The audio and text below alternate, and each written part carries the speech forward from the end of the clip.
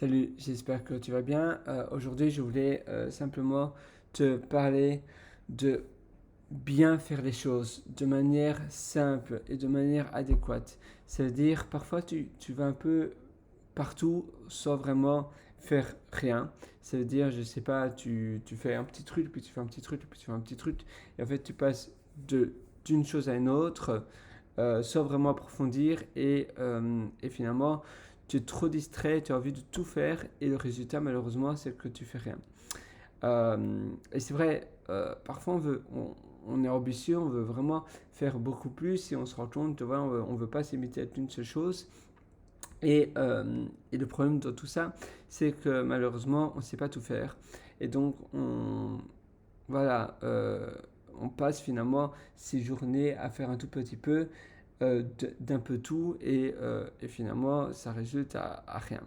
Donc je voulais simplement te donner un conseil très basique mais que l'on oublie très souvent. C'est tout simplement de vraiment te focaliser sur une seule chose une fois jusqu'au moment où cette chose-là est terminée. C'est-à-dire vraiment toujours quand tu fais quelque chose. Tu peux même prendre un chronomètre. Par exemple ici tu peux utiliser le timer, tu vois. Ici, j'ai un timer de 24 minutes et je me dis, ok, je vais vraiment terminer ça. Je sais pas, je vais faire mon lit et je vais mettre tous les habits sales dans la lessive et je fais rien d'autre et je mets mon chronomètre. J'estime que ça a duré 24 minutes et je fais ça et puis après, ça sera bon. Et puis après, je vais aller, je sais pas, résoudre un problème informatique. Ok, je mets 80 minutes, pardon, 1 heure et 20 minutes, et je me focalise sur seulement ça, et je fais rien d'autre. Et grâce au chronomètre, ça fait un peu finalement, euh, voilà, c'est plus ou moins l'effet Parkinson, ça veut dire, voilà, la loi de Parkinson dit que au plus tu as du temps pour faire une tâche, au plus tu apprends du temps pour faire cette tâche donnée. Et ça veut dire que si tu estimes plus ou moins un temps, une estimation, et parfois ça prendra plus de temps, parfois ça prendra moins de temps, mais ainsi tu travailles plus ou moins en sprint, tu es un peu sous pression et ça te force à avancer plus vite. Parce que si tu n'as pas de chronomètre, à nouveau, tu risques d'être distrait et tu risques de faire quelque chose d'autre. Donc, si tu as un compte à rebours, c'est pas un chronomètre, c'est un compte à rebours. Si tu as un compte à rebours, eh bien, ça te permet vraiment de te dire, ok, normalement, idéalement, je dois vraiment avoir terminé cela dans l'estimation que je me suis donnée. Et évidemment, parfois, le compte à rebours que tu t'es donné n'est pas adéquat. Eh bien, tu peux en refaire un autre alors. Par exemple, si tu t'es donné 20 minutes pour faire quelque chose et que ça prend plus de temps, ben, tu peux remettre un autre 20 minutes et en espérant que ces deuxièmes 20 minutes vont finalement voilà, vont te permettre de faire ces tâches données en question. Mais oui, le principe d'avoir un minuteur, un compte à rebours, c'est quelque chose de stimulant, c'est quelque chose qui va te permettre vraiment d'avancer davantage et de vraiment te booster. Et vraiment, tu vas pouvoir vraiment faire une tâche à la fois et essayer de vraiment pas être distrait.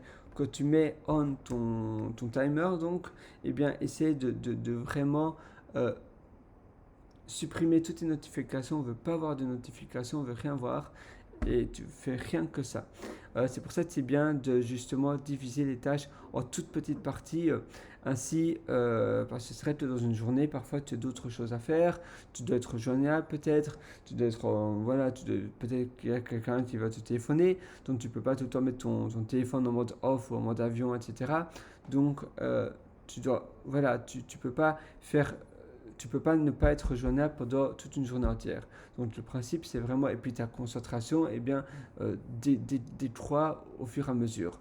Donc c'est vraiment important que tu essaies de vraiment voir, même si c'est une longue tâche, tu essaies de la voir, comment tu peux la diviser en toutes petites parties de entre 20 à 90 minutes et tu essaies de faire ça non-stop.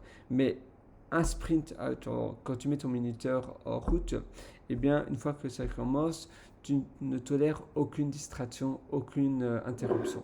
Ça, c'est vraiment important. Et le but, c'est vraiment d'avoir terminé ton objectif en question pour ce sprint-là. Et puis après, tu en refais un autre, tu en refais un autre, etc. Et tu peux faire des mini-prêts autres, mais essaie de ne pas voir tes emails ou des choses qui pourraient te distraire et qui pourraient te faire ruminer, etc. Ou qui pourraient, oui, parfois, tu sais, tu vois quelque chose de news, des réseaux sociaux, par email, etc. Et après, tu as des pensées qui viennent te distraire durant ta tâche. Et ça, on veut surtout pas. C'est pour ça que même durant les petites pauses, eh bien, c'est prendre un café, un thé, etc. Mais, ou bien va prendre un peu l'air, mais n'essaie pas de faire des choses qui pourraient te distraire. Voilà, c'est tout pour cette session. J'espère vraiment que ça va t'aider et nous on se donne rendez-vous très bientôt. Allez, ciao, excellente journée.